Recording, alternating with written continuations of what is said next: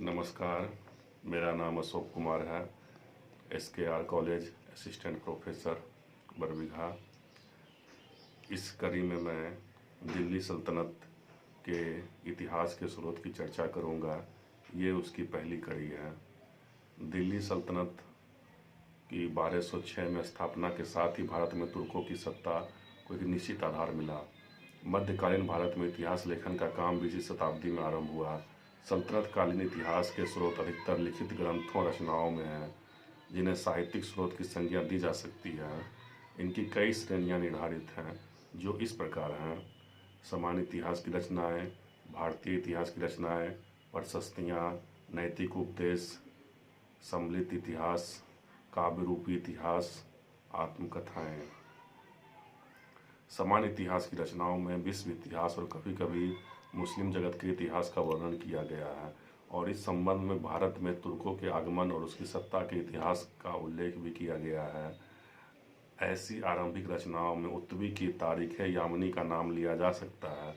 13वीं शताब्दी में लिखी गई रचनाओं में मिनहाज सिराज की तबकात नासरी सर्वाधिक महत्वपूर्ण है।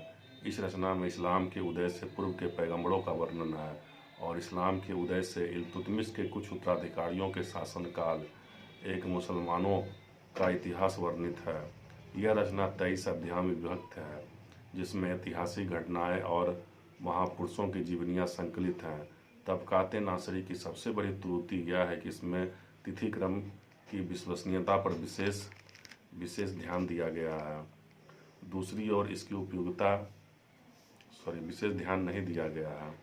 दूसरी ओर इसकी उपयोगिता यह है कि भारत पर तुर्क आक्रमणों, दिल्ली सल्तनत की स्थापना और इल्तुतमिश एवं रजिया का शासनकाल के अध्ययन के लिए यह एकमात्र समकालीन और प्रमाणिक स्रोत है।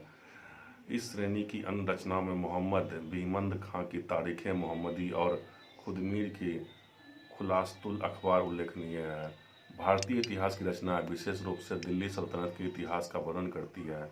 इसका सर्वश्रेष्ठ उदाहरण जियावर्नी की रचना तारीख़ फिरोजशाही है।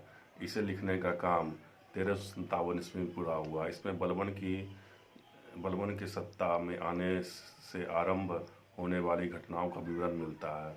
इसके बाद लगभग एक शताब्दी का इतिहास इस रचना में वर्णित है और इसका समापन फिरोज शाह के शासन के आरंभिक वर्षों में होता है।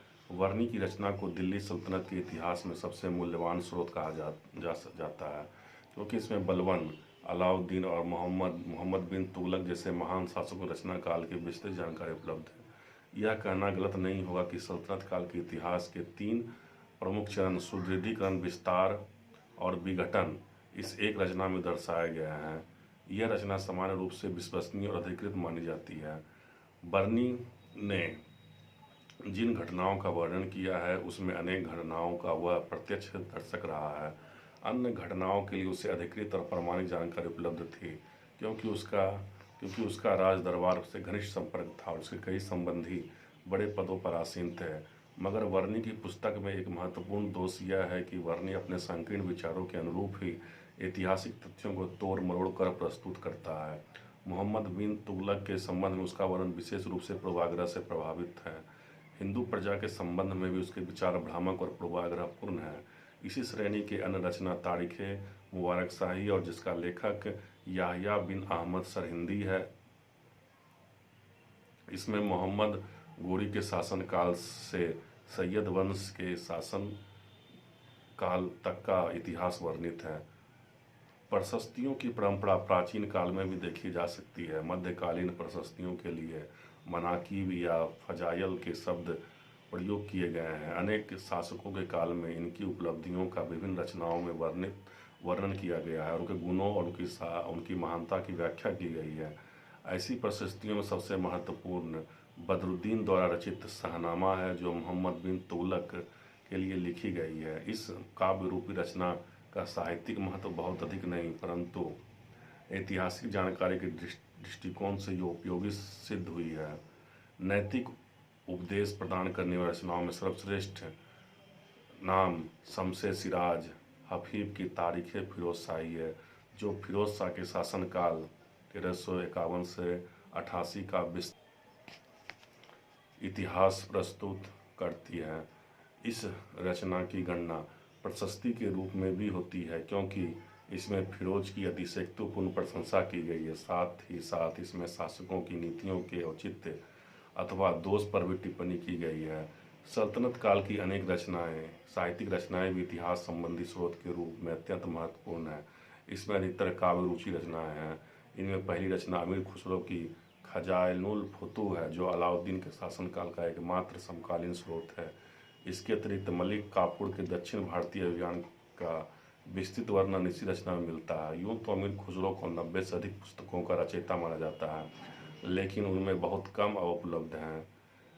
इनमें मिफ्ताहुल फुतूह नामक रचना में जलालुद्दीन खिलजी की सैनिक उपलब्धियों का वर्णन है। तुगलकनामा में तुगलक वंश के सत्तारूढ़ होने की घटनाओं का वर्णन है। राजनीतिक घटनाओं के अतिरिक्त अमीर खुसरो की रचनाएं सल्तनतकालीन भारत के सामाजिक और सांस्कृतिक जीवन के संबंध में विस्तृत जानकारी प्रदान करती है।